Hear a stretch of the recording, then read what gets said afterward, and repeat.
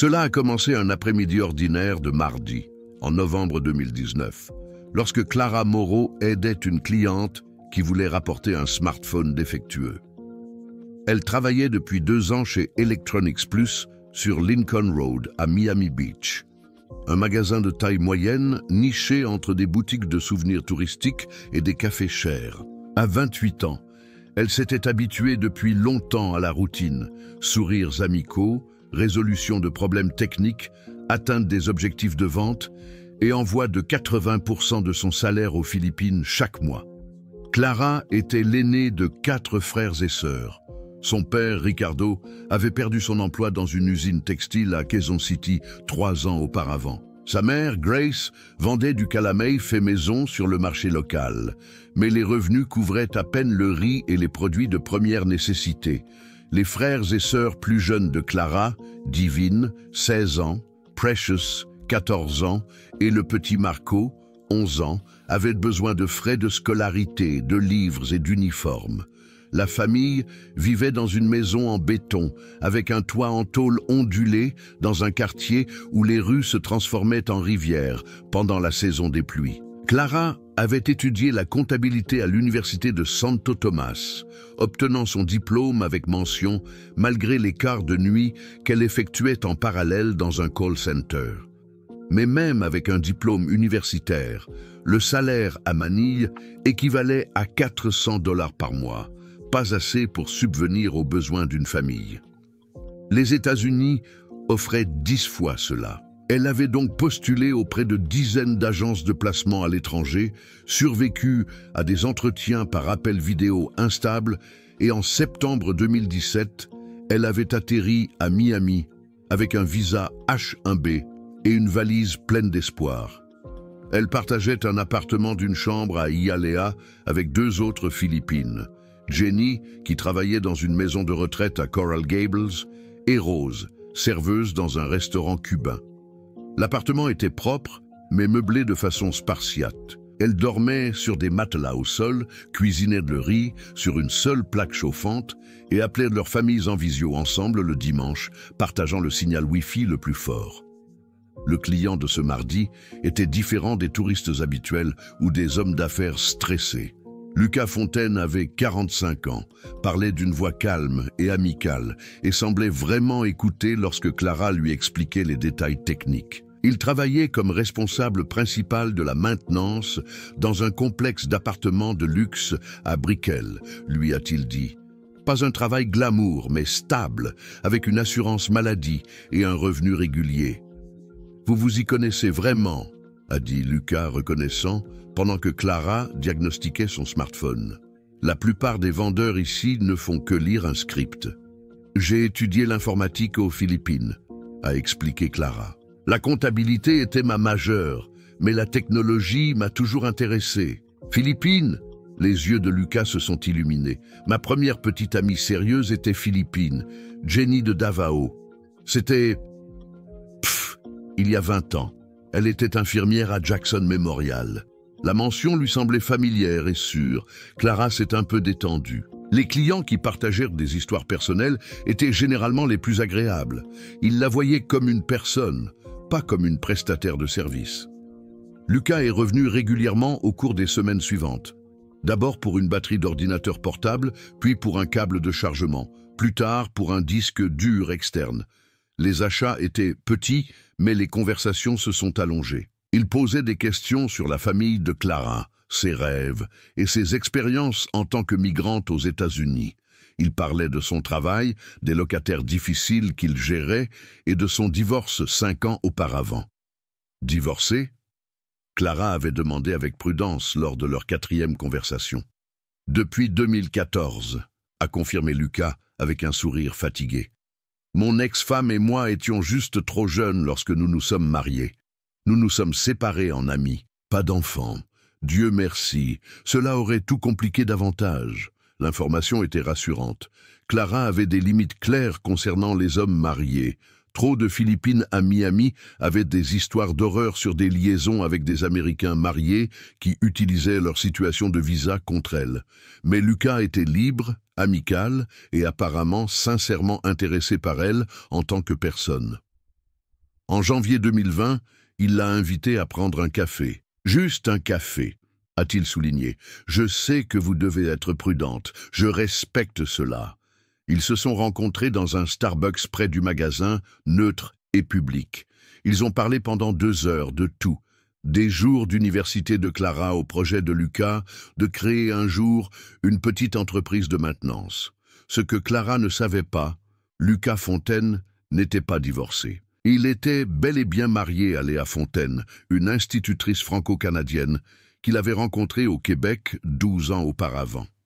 Ils vivaient ensemble dans une maison modeste à Kendall, à 20 minutes en voiture de son lieu de travail. Léa enseignait la 3e année à la Miami Bilingual Academy et croyait que son mari faisait des heures supplémentaires lorsqu'il prétendait régler des urgences tardives dans le complexe d'appartements. Et Clara n'était pas la première. 3 ans auparavant, il y avait eu Maria, une Vénézuélienne de 23 ans qui travaillait à la cafétéria du lobby de son complexe d'appartements. Lucas l'avait aidé à payer son loyer lorsque son visa avait expiré. La liaison a duré 9 mois jusqu'à ce que Maria doive retourner à Caracas et que Lucas coupe doucement le contact. Avant cela, il y avait eu Aïcha, une femme de ménage somalienne à qui il donnait des cours d'anglais et avec qui il avait eu une relation de 6 mois qui s'était terminée lorsqu'elle lui avait demandé s'il la présenterait à sa famille. Lucas avait un schéma. Il choisissait des femmes financièrement vulnérables, culturellement isolées et reconnaissantes de l'attention de quelqu'un qui pouvait résoudre leurs problèmes avec un chèque signé. Il investissait juste assez émotionnellement pour établir la confiance, puis se retirait lorsque de véritables engagements menaçaient. Il se disait que les relations étaient mutuellement bénéfiques. Il offrait soutien et compagnie. Elles offraient de l'affection et une distraction d'un mariage devenu routine. En février, les appels du jeudi soir ont commencé. Lucas appelait Clara chaque semaine à 20h30, juste après la fin de son quart de travail, et avant que ses colocataires ne rentrent à la maison. Les appels duraient 1 heure, parfois plus. Ils ne parlaient pas d'argent ou de superficialité, mais de sujets plus profonds. La responsabilité envers la famille, les rêves de stabilité financière, la solitude de la vie dans un pays étranger. « Tu n'es pas comme les autres ici », a dit Lucas lors de leur 5e appel. « Tu comprends ce que signifie travailler pour quelque chose de plus grand que soi. » Clara se sentait vue. À Miami, elle était généralement invisible, la vendeuse derrière le comptoir, la migrante, l'expéditrice d'argent. Mais Lucas la traitait comme quelqu'un dont l'opinion comptait, dont les histoires étaient importantes. Ce qu'elle n'entendait pas, c'était la performance soigneusement construite d'un homme qui avait déjà pratiqué ces lignes, avec Maria, avec Aïcha, avec d'autres avant elle. Chaque femme s'était sentie spéciale. Chacune avait cru qu'elle était différente des précédentes. Aucune n'avait réalisé qu'elle suivait tout le même scénario, ligne par ligne. Lucas Fontaine était un maître de la logistique. Maintenir une liaison tout en étant marié exigeait de la précision, de la planification et la capacité de gérer plusieurs identités simultanément. Après 12 ans de mariage avec Léa, il avait perfectionné le système. Son complexe d'appartements à Brickell offrait la couverture parfaite. En tant que responsable principal de la maintenance, il pouvait affirmer de manière crédible que des urgences l'appelleraient à tout moment, du jour ou de la nuit. Une canalisation bouchée à 22 heures, plausible. Une panne de chauffage un samedi matin, compréhensible. Léa avait cessé de poser des questions sur ses horaires de travail irréguliers il y a des années. Le 2e téléphone était simple. Un smartphone prépayé, acheté en espèces dans un Walmart à Homestead, enregistré sous un faux nom. Il le chargeait la nuit dans son atelier au sous-sol, où Léa n'allait jamais. L'appareil existait uniquement pour la communication avec Clara, une frontière numérique entre sa vie de famille et sa liaison. Les rencontres avaient lieu dans des motels à Hialeah et North Miami Beach, des endroits de gamme moyenne où l'argent liquide était accepté et où personne ne posait de questions. Lucas évitait les cartes de crédit pour ses réservations, payait toujours en espèces et variait les emplacements pour éviter les schémas. Lorsqu'il conduisait sa voiture, il se garait à 2 pâtés de maison. La plupart du temps, il utilisait Uber, payé via un compte séparé lié à son email de travail. Pour Clara, cette prudence ressemblait à de la prévenance. Elle interprétait son secret comme une protection de sa réputation. Une Philippine vue avec un homme américain risquait des commérages dans sa communauté très unie. Elle n'a pas compris que la logistique le protégeait, lui, pas elle. Mais le système de Lucas avait une faiblesse. Léa Fontaine n'était pas stupide. Elle n'avait jamais directement affronté la liaison avec Maria, mais les relevés de cartes de crédit l'avaient trahi. Des dîners dans des restaurants qu'ils n'avaient jamais visités ensemble, des stations-service dans des quartiers où Lucas n'avait aucune raison d'être. Lorsqu'elle l'avait confronté, Lucas avait utilisé son excuse standard. Une erreur.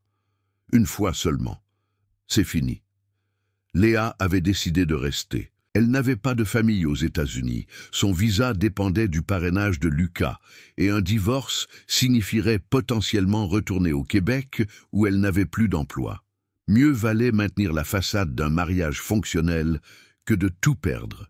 Mais en février 2020, lorsque Léa est tombée enceinte pour la première fois en 11 ans de mariage, sa tolérance a changé. Le bébé n'était pas planifié. Elle avait cru que l'infertilité était son destin après des années de tentatives infructueuses. La grossesse ressemblait à un miracle ou à une complication, selon la perspective. À 39 ans, portant son premier enfant, Léa n'avait plus de patience pour le schéma de Lucas. Lorsqu'elle l'a remarqué, montrant à nouveau les signes familiers, trop d'attention à son apparence, des absences inexpliquées, le deuxième téléphone qu'elle pensait avoir oublié, elle a su. Il avait recommencé. Elle a trouvé la confirmation dans son camion. Lucas avait oublié d'enlever un reçu de motel, le Dolphin Inn à Hialeah, réservé pour un jeudi soir, exactement au moment où il prétendait réparer une canalisation d'eau éclatée. Le reçu était à son nom, paiement en espèces, chambre 28. Léa a fait des recherches méthodiques. Elle a installé une application de suivi sur l'iPad de Lucas, qui fonctionnait sur le même identifiant Apple que son téléphone principal. L'application montrait ses mouvements. Visites régulières à Lincoln Road tous les jeudis après-midi, arrêt dans des motels à North Miami, plages horaires qui ne correspondaient pas à ses urgences de travail prétendues. Puis, elle a trouvé les vidéos. Lucas avait commis une omission fatale. Il avait permis à Clara de filmer des moments de leur rencontre sur son téléphone, des clips inoffensifs, pensait-il, de riant, mangeant, parlant. Ce qu'il ne savait pas, Clara avait sauvegardé ses vidéos sur son iCloud, et Lucas, qui aidait occasionnellement Clara à configurer ses appareils Apple, avait utilisé une fois son propre iPad pour se connecter brièvement à son iCloud afin d'effectuer une mise à jour. Il ne s'était pas complètement déconnecté après. La connexion est restée active en arrière-plan, invisible pour les deux. Lorsque Clara a téléchargé de nouvelles vidéos, des clips d'un motel à Aventura filmés fin mars, iCloud les a automatiquement synchronisés avec tous les appareils connectés, y compris l'iPad de Lucas qui était posé sur la table basse de son salon, où Léa l'utilisait fréquemment pour préparer des supports pédagogiques pour ses élèves. La notification est arrivée un samedi matin. Nouvelle photo dans iCloud. Léa a cliqué, sans se douter, s'attendant aux photos de travail habituelles de Lucas de tuyaux réparés ou de rapports de maintenance. Au lieu de cela, elle a vu une vignette. Son mari riant dans un lit d'hôtel, à côté d'une jeune femme asiatique qui souriait à la caméra. Elle a cliqué plus loin. Il y en avait des dizaines. Des vidéos de moments intimes, des captures d'écran de messages textes où Lucas faisait des promesses. Quand ma situation financière sera plus stable, nous pourrons être ensemble. Des photos de cadeaux qu'il avait achetés à Clara, un nouvel iPhone, un bracelet en or, de l'argent dans des enveloppes. La première émotion de Léa ne fut pas la colère, mais une clarté froide. Son mari la trompait à nouveau, alors qu'elle portait son enfant. La femme était assez jeune pour être son élève. Et cette fois, Lucas avait agi assez bêtement pour laisser derrière lui des preuves qu'elle pouvait contrôler. Elle a fait des captures d'écran de tout. Sauvez les vidéos sur une clé USB séparée. Documentez les dates, heures et lieux. Puis, elle a commencé à planifier. Le divorce était une option, mais le scandale public mettrait en péril son visa et sa grossesse dans une situation précaire. Une solution privée était préférable, une qui éliminerait le problème sans déstabiliser sa propre vie. La solution s'appelait Clara Moreau. Si la jeune Philippine comprenait que Lucas était marié, menteur et bientôt père, elle pourrait disparaître volontairement. Et si elle ne partait pas volontairement, Léa avait suffisamment de preuves pour rendre sa vie à Miami très désagréable. Le lundi soir, pendant que Lucas prétendait réparer un climatiseur cassé, Léa a fait des recherches sur Clara. Les médias sociaux étaient rares. Un profil Facebook avec des paramètres de confidentialité stricts, un Instagram avec des photos de nourriture philippine et des photos de famille. Mais les messages textes de Lucas contenaient suffisamment de détails. Clara travaillait chez Electronics Plus, Lincoln Road. Elle vivait à Hialeah. Elle envoyait de l'argent à sa famille. Léa a trouvé le numéro de téléphone de Clara dans une des captures d'écran synchronisées. Le mardi soir, pendant que Lucas était sous la douche, elle a appelé. Le téléphone a sonné à 19h47, tandis que Clara pliait du linge dans la minuscule cuisine de son appartement. Le numéro était inconnu, mais le code régional de Miami. Elle a répondu, s'attendant peut-être à un client du magasin ou à une mauvaise connexion. « Bonjour, est-ce bien Clara Moreau ?» La voix était féminine, éduquée, avec un léger accent français. « Oui, c'est Clara. Comment puis-je vous aider ?»« Mon nom est Léa Fontaine. Je crois que vous connaissez mon mari, Lucas. » Les mots ont frappé Clara comme de l'eau glacée. Mari. Lucas avait dit qu'il était divorcé. Il avait parlé de son ex-femme comme si elle appartenait au passé, une histoire close. Mais la femme au téléphone parlait au présent. « Mon mari. Je ne suis pas sûr de ce que vous voulez dire », a balbutié Clara, la défense automatique d'une personne prise dans des circonstances auxquelles elle ne peut échapper immédiatement. « Je pense que si », a répliqué Léa calmement. « J'ai vu les vidéos, les messages textes, les reçus d'hôtel. Je n'appelle pas pour crier ou menacer. J'appelle parce que nous devons avoir une conversation, de femme à femme. » Clara s'est lentement assise sur son lit, son cœur battant. Vidéo. Léa avait vu les vidéos que Clara avait enregistrées, des moments privés qui n'étaient jamais destinés à d'autres yeux. La technologie qu'elle avait utilisée pour préserver ses souvenirs l'avait maintenant trahi. « Il m'a dit qu'il était divorcé », a dit Clara doucement la vérité, mais elle sonnait faible même à ses propres oreilles. « Bien sûr qu'il l'a fait », a dit Léa sans amertume, seulement avec une résignation fatiguée. Il l'a dit à Maria aussi, et à Aïcha avant cela. Lucas dit beaucoup de choses à beaucoup de femmes. Maria, Aïcha, les noms sont tombés comme des pierres. Clara n'avait pas été unique, elle n'avait pas été spéciale. Elle était la dernière itération d'un schéma, choisi pour sa vulnérabilité et écartée lorsque les circonstances changeaient. « Je ne veux pas de drame », a poursuivi Léa. « Je veux une solution. Je suis enceinte, Clara. 3 mois. Mon bébé mérite un père stable, pas plus de chaos. C'est pourquoi je suggère que nous nous rencontrions et discutions de la manière dont nous pouvons y mettre fin proprement. » Y mettre fin proprement ? Clara sentait la nausée monter. Je vous offre une compensation financière. Pas de l'argent pour vous taire. Je ne vous demande pas de cacher quelque chose qui s'est déjà produit. Mais je demande votre coopération pour mettre fin à cette situation. Plus de contact avec Lucas. Pas de publication sur les médias sociaux. Pas de tentative de vengeance. Juste une rupture nette qui nous permette à tous de passer à autre chose. L'offre était si directe que Clara est restée brièvement sans voix. Léa négociait comme s'il s'agissait d'une transaction commerciale. Mais alors, il est devenu clair. Pour Léa, c'était cela. Un problème qui pouvait être résolu avec le bon paiement. Combien ? Clara s'est détestée pour la question, mais elle avait besoin de comprendre l'étendue de ce qui était offert. Assez pour faire une réelle différence dans votre vie, mais nous devrions discuter des détails en personne.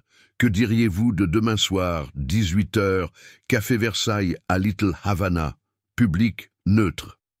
Je dois y réfléchir, a dit Clara. Bien sûr, mais comprenez ceci, ma patience a des limites. Si vous voulez gérer cela par l'intermédiaire d'avocats ou de la police, c'est votre choix. Mais je vous offre la chance de résoudre cela discrètement et de partir avec de l'argent. La plupart des femmes dans votre situation n'ont pas cette opportunité. Après l'appel, Clara est restée assise, immobile, pendant 30 minutes. Ses colocataires n'étaient pas encore rentrés. L'appartement était silencieux. Seul le bourdonnement du réfrigérateur et la circulation lointaine. Elle se sentait stupide, utilisée, sans valeur. Les appels de Lucas du jeudi soir, ses promesses d'un avenir ensemble, la façon dont il lui avait fait sentir qu'elle était importante. Tout cela n'était qu'un script, une performance, perfectionnée par la répétition. Elle a envoyé un texto à sa meilleure amie, Jennifer, à Orlando. Lucas est marié, sa femme est enceinte, elle veut me rencontrer demain. La réponse de Jennifer est arrivée instantanément. Ne va pas seule. Rencontre-toi dans un lieu public. Dis-moi où et quand. Et Clara a répondu, Café Versailles, Little Havana, 18 heures demain. Si quelque chose arrive, tu le sauras. Le lendemain soir, Clara a mis sa tenue la plus conservatrice. Une robe bleu marine avec des manches, des chaussures plates, des bijoux minimaux. Elle voulait avoir l'air respectable, sérieuse, quelqu'un qui méritait d'être négocié, pas méprisé. Le Café Versailles était une institution à Little Havana, toujours bondée de familles cubaines, de touristes et de gens d'affaires. L'odeur du café qu'on lèche et des tostadas emplissait l'air. Léa était déjà assise à une table de coin, partiellement protégée de la foule principale. Elle était plus petite que ce à quoi Clara s'attendait. Élégante de la manière que l'éducation et l'argent procurent, un blazer de couleur crème sur une simple robe noire. Son ventre ne se voyait pas encore. « Merci d'être venue », a dit Léa lorsque Clara s'est assise. Sa voix portait la même politesse contrôlée qu'au téléphone. « Je ne comprends toujours pas ce que vous voulez », a dit Clara directement. Je veux que mon mariage survive, je veux que mon enfant grandisse dans un foyer stable, et je veux que cette situation soit résolue avant qu'elle ne devienne publique et ne nous nuise à tous. Léa a glissé une enveloppe marron sur la table. 15 000 $, en espèces. Cela couvre tout. Votre temps avec mon mari, votre silence sur ce qui s'est passé, votre coopération pour vous assurer que cela se termine proprement. Clara a ouvert l'enveloppe. Les billets de banque étaient réels, empilés proprement. 15 000 $ représentaient près de 8 mois de son salaire. Assez pour soutenir significativement sa famille à la maison, bâtir un fonds d'urgence, peut-être même trouver un meilleur appartement. « Cela couvre vos sentiments », a dit Clara doucement. « Les miens ne sont pas couverts. » Léa cligna des yeux, surprise. Elle s'était attendue à de la gratitude, ou du moins à une acceptation pragmatique. « Je ne suis pas sûre de comprendre », a dit Léa. « Votre mari m'a menti pendant 6 mois. On m'a promis un avenir qu'il n'avait jamais eu l'intention de donner. J'ai été traitée comme un problème qui peut être géré avec de l'argent, au lieu d'une personne avec des sentiments. » La patience de Léa vacilla. Les hormones de la grossesse rendaient chaque émotion plus intense. Vous saviez qu'il était plus âgé. Vous saviez que la situation pourrait être compliquée. Vous avez choisi de vous impliquer. Il m'a dit qu'il était divorcé. La voix de Clara est devenue plus vive. Il m'a dit que vous aviez pris des chemins séparés. Il a fait en sorte que j'ai l'impression de ne rien détruire. Il vous a dit ce que vous vouliez entendre, a dit Léa froidement. Tout comme il m'a dit ce que je voulais entendre quand nous nous sommes mariés. Tout comme il a dit à la fille vénézuélienne avant vous ce qu'elle voulait entendre. La mention de Maria a frappé Clara d'une reconnaissance et d'une humiliation. Elle n'avait pas été spéciale, pas choisie pour ses qualités uniques. Elle était la dernière itération, choisie pour sa vulnérabilité. « Signez l'accord », a poursuivi Léa, poussant un autre document. « Prenez l'argent. Trouvez quelqu'un qui n'est pas déjà en train de construire une famille avec quelqu'un d'autre. » Clara a lu rapidement l'accord. Langage de non-divulgation standard, pas de contact avec Lucas, pas de discussion publique de la relation, pas de réclamation sur les promesses qu'il avait faites. « Je ne veux pas de votre mariage », a dit Clara. « Je ne veux pas ruiner votre famille. Je veux cesser d'être traité comme une transaction qui peut être annulée avec le bon paiement. » Que voulez-vous alors? La question de Léa semblait vraiment confuse. « Je veux qu'il me dise la vérité. Je veux entendre de lui que tout ce qu'il a promis était un mensonge. Je veux cesser de me demander s'il y avait quelque chose de réel que j'abandonne pour de l'argent. » « Vous n'abandonnez rien de réel, » a rétorqué Léa sèchement. « Vous abandonnez une liaison avec un homme marié dont la femme est enceinte. Vous abandonnez des promesses qui n'auraient jamais dû être tenues. » Les mots ont atterri avec une clarté brutale. Clara n'abandonnait pas l'amour. Elle abandonnait l'illusion de l'amour. Le fantasme que quelqu'un comme Lucas quitterait réellement sa vie établie pour quelqu'un comme elle. « Gardez votre argent, » a dit Clara, se levant soudainement. « Gardez votre mari, élevez votre bébé. Je trouverai ma propre voie pour sortir de ce désordre. » Elle s'est dirigée vers la porte, mais la voix de Léa l'a arrêtée. « Si vous partez sans signer, je ferai en sorte que tout le monde sache ce que vous avez fait. Votre employeur, vos colocataires, la communauté philippine de Miami, tout le monde saura que vous êtes le genre de femme qui s'en prend aux hommes mariés. » La menace a été prononcée calmement, mais elle portait le poids de la destruction sociale. La communauté philippine de Miami était très unie. La réputation affectait les opportunités d'emploi, les arrangements de logement, la position sociale. Être étiqueté comme quelqu'un qui cible les hommes mariés poursuivrait Clara indéfiniment. « Faites ce que vous voulez, » a répondu Clara, atteignant la poignée de porte. « J'en ai fini d'être utilisée par les gens et ensuite d'être blâmée d'avoir été utilisée. » Elle a quitté le café à 18h43, se déplaçant rapidement vers la cale Ocho animée. Le soleil se couchait juste, une lumière dorée baignant la rue d'Orange et de Rose. Mais Clara n'a pas remarqué la beauté. Elle se sentait plus petite à chaque minute qui passait. Léa l'a suivie. La grossesse ralentissait ses mouvements, mais une détermination sombre la poussait en avant. Elle ne pouvait pas laisser Clara partir sans une forme de résolution. La liaison ne pouvait pas se terminer avec des filles lâches qui pourraient dégénérer en scandale public. À 18h51, les deux femmes avaient atteint un parking derrière un supermarché cubain, un espace mal éclairé avec des angles morts créés par des piliers de soutien et des camions garés. C'était le genre d'espace où les confrontations pouvaient avoir lieu sans témoins immédiats. « Clara, attends !» La voix de Léa portait le désespoir qu'elle avait contrôlé lors de leur réunion au café. « Nous devons terminer cette conversation. » Mais Clara ne s'est pas arrêtée. Elle en avait assez entendu, absorbé assez d'humiliation, accepté assez de blâme pour une situation qui avait été construite par les mensonges de quelqu'un d'autre. Ce qui s'est passé dans les minutes suivantes serait reconstitué à partir de preuves physiques, de témoignages de témoins et de l'enregistrement audio qui continuait de fonctionner dans le sac à main de Clara, enregistré sur l'iPhone que Lucas lui avait donné, ignorant qu'il documenterait son propre crime. Le parking derrière le supermarché Sedanos était un patchwork d'asphalte fissuré et de lignes de stationnement délavées. Les lampes à vapeur de sodium projetaient une lumière orange qui créait des ombres profondes entre les véhicules garés. À 18h54, seules 3 voitures restaient, une Honda Civic blanche, un pick-up Ford bleu et la Toyota Camry argentée de Léa garée près de la sortie arrière. Clara se déplaçait rapidement vers la rue, son sac à main fermement pressé contre son flanc. Son téléphone était toujours en mode enregistrement, l'application fonctionnant silencieusement en arrière-plan, capturant chaque son, ses pas accélérés, le bourdonnement lointain de la circulation sur la cale Ocho, la voix de Léa derrière elle. « Tu vas détruire ma famille !» s'est exclamée Léa, sa voix se brisant d'émotion.